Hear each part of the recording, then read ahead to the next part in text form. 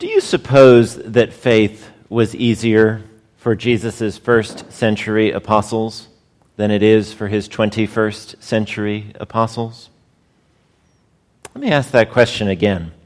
Do you suppose that faith was easier for Jesus' first century apostles than for his 21st century apostles?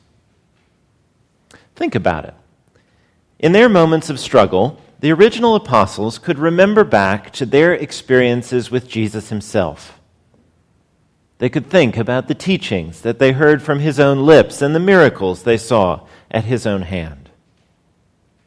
In our moments of struggle, we have to lean into faith, believing in miracles we did not see and promises we did not hear made. It must have been easier for them than it is for us.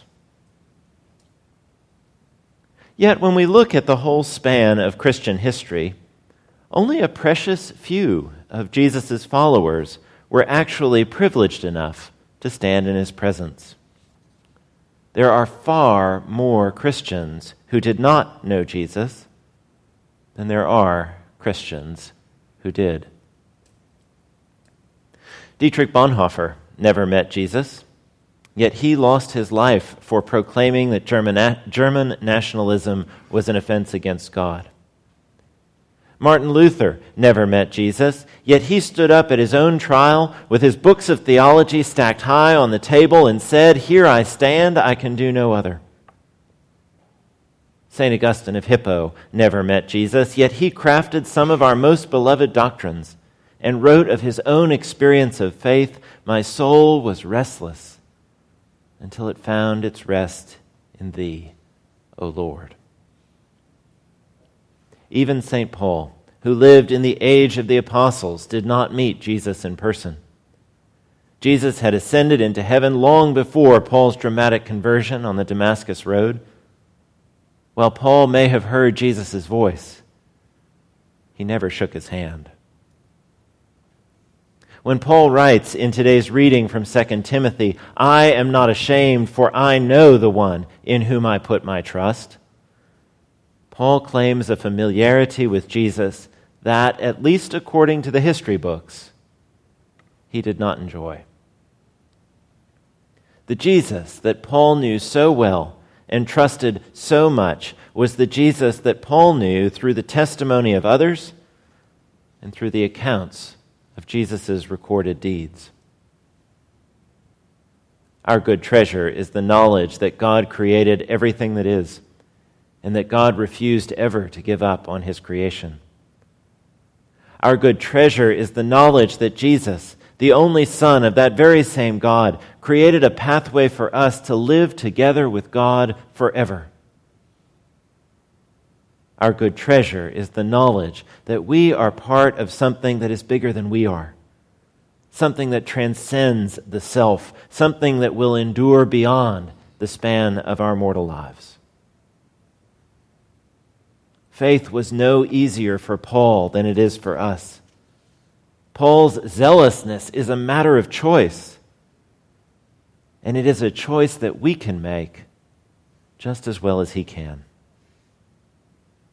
When we choose to see our lives not as an isolated accident of nature, but as one part of God's unfolding story, we become more likely to take on big projects and tackle big problems.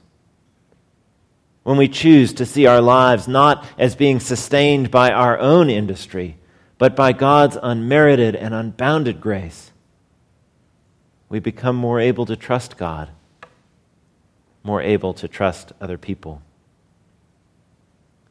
When we choose to see our lives as playing a powerful role in bringing about the kingdom of God, we can become more hopeful about the future that lies ahead of us all.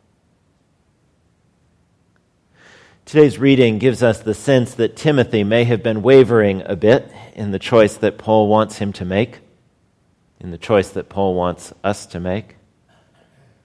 Paul writes, "Rekindle the gift of God that is within you. For God did not give you a spirit of cowardice, but rather a spirit of power and of love and of self-discipline."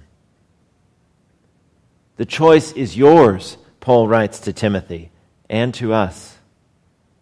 You can choose to rely on your own strength, limited though that strength may be, or you can choose to put your trust in God.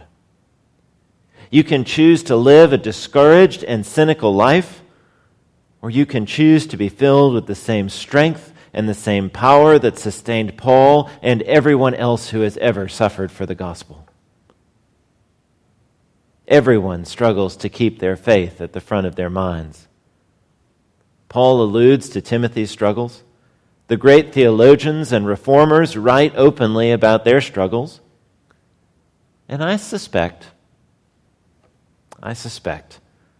that Paul may have struggled a bit more than he's willing to let on.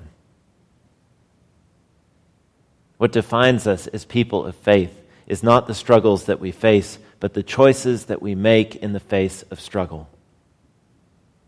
Put your trust in God. Put your trust in the God whom you may not have met, but whom you know. The God whom you know to be generous and gracious and kind. Amen.